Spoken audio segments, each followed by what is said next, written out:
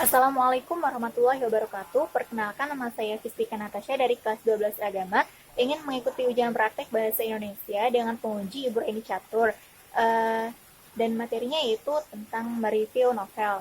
Nah, yang pertama kali yang harus kita lakukan dalam mereview novel adalah harus mengetahui identitas buku. Nah, jadi judul novel saya pilih itu berjudul Bidadari Bermata Bening dengan penulis Habibur Rahman El-Shirazi dan editornya yaitu Cahrudin El-Fikri dengan penerbit Republika. Dan juga tahun terbitnya yaitu cetakan 1 April 2017 dengan jumlah halaman 337 halaman dan nomor ISBN-nya 978602082268. Lalu yang kedua yaitu perbandingan dengan buku sejenis. Nah, pada umumnya novel itu kan merupakan buku fiksi, yaitu buku yang tercipta karena adanya imajinasi dari seorang penulis. Nah, sedangkan buku non-fiksi itu buku yang benar-benar berdasarkan kenyataan atau fakta yang ada di kehidupan, seperti buku-buku pengetahuan. Nah, walaupun novel itu diangkat dari kisah nyata, tetapi dia masih dikatakan sebagai buku fiksi, dikarenakan penulis masih menyelipkan imajinasinya dalam cerita tersebut. Itulah mengapa novel dikatakan sebagai buku fiksi. Lalu, novel yang saya baca ini yang berjudul Bidadari Bermata Bening ini, jika dibandingkan dengan novel sejenisnya, yaitu seperti novel Ketika Cinta Bertasbih dan Ayat-Ayat Cinta, dua novel itu akrab dengan kehidupan di luar negeri. Nah, novel ini berlatar tempatkan di Indonesia.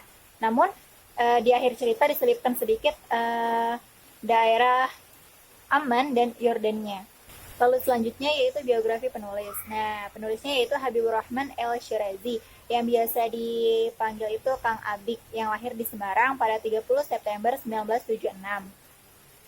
Karya-karya fisiknya dapat membangun jiwa dan menumbuhkan semangat berprestasi pembaca. Di antara karya-karyanya yang telah beredar di pasaran adalah Ayat-Ayat Cinta, Di Atas Cinta Sejadah, Ketika Cinta Berbuah Surga, Pudarnya Pesona Cleopatra, Ketika Cinta Bertasbih 1, Ketika Cinta Bertasbih 2, dan Dalam Mihrab Cinta.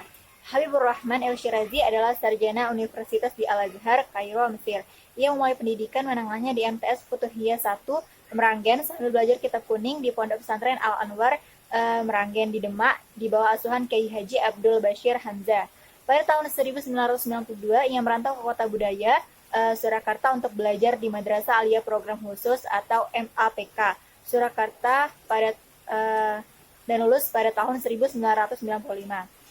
Setelah itu ia melanjutkan pengembaraan intelektualnya ke Fakultas Usuluddin, jurusan Hadis Universitas Al-Azhar, Kairo, dan selesai pada tahun 1999.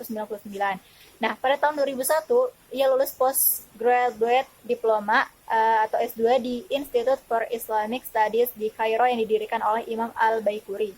Lalu selanjutnya yaitu saya akan membacakan sinopsis pada novel ini. Novel ini menceritakan sosok santriwati santun yang menjadi khadimah atau pembantu di rumah Pak Kiai dan Bu Kiai pondok pesantren yang bernama Ainul Mardiah yang di dalam Al-Quran dikisahkan sebagai ratunya bidadari. Ia kerap dipanggil Aina, banyak yang meragukan kemampuannya, namun ia terus berjuang keras sehingga mampu meraih prestasi.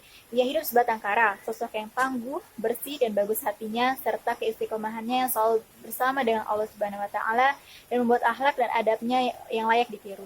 Adab itu ditunjukkan Aina kepada guru, kiai, dan orang tua termasuk paman dan bibinya.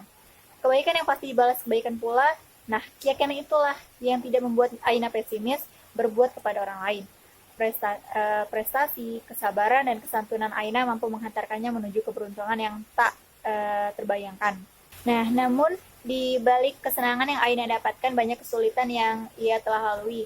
Kisah asmara, kisah keluarga dijalani dengan penuh suka dan duka, hingga akhirnya Aina benar-benar menemukan kebahagiaan yang hakiki, hidup dengan laki-laki yang ia cintai semenjak mengabdi menjadi seorang khadimah di pesantren itu, yaitu Gus Afifuddin, anak dari kiainya. Nah, lalu kemudian saya akan merincikan kelebihan dan kekurangan pada novel. Nah, bisa dilihat kelebihannya ini, covernya itu cantik dan calm, dan covernya ini menggambarkan isi pada novel ini. Nah, pada novel ini juga terdapat banyak motivasi dan arti pentingnya kehidupan, juga kaya akan hikmah dan akhlak sehari-hari yang bisa dicontoh.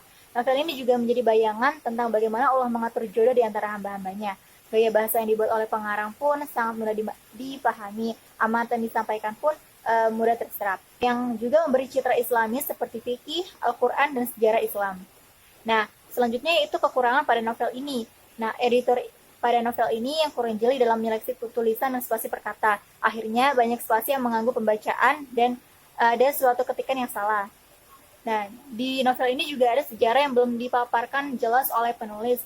Nah, itulah kelebihan dan kekurangan yang ada pada novel. Selanjutnya yaitu pesan moral yang bisa diambil dari novel ini. Nah, pesan moralnya yaitu di sana mengingatkan kita agar selalu menjadi orang yang senantiasa mendekatkan diri kepada Allah dalam kondisi apapun, baik dalam keadaan susah maupun senang. Lalu mendidik kita agar menjadi orang yang selalu berbakti kepada orang tua dan guru, serta menaati nasihat mereka. Lalu membuat kita agar menjadi orang yang rendah hati dan suka menolong kepada siapapun tanpa pamrih. Lalu kesimpulannya yaitu terlepas dari kekurangan dan kelebihannya, novel Bidadari Bermata Bening ini sangat menarik dan pas untuk dibaca karena terdapat nilai-nilai Islami yang membangun jiwa. Sebagaimana novel Kang Abik yang sebelumnya, novel ini juga menawarkan sebuah kisah romansa yang sangat indah dengan tetap dibalut nilai-nilai Islami. Novel ini mampu membangunkan jiwa-jiwa kalian yang terlelap akan kelalaian mensyukuri nikmatnya. Saya merekomendasikan novel ini dibaca oleh semua kalangan usia dan semua pondok pesantren di Indonesia. Selamat membaca. Nah, itulah yang bisa saya jelaskan dan saya sampaikan dalam review novel untuk melengkapi ujian praktek saya pada hari ini. Lebih dan kurangnya saya mohon maaf. Wabillahi taufiq wal hidayah. Wassalamualaikum warahmatullahi wabarakatuh.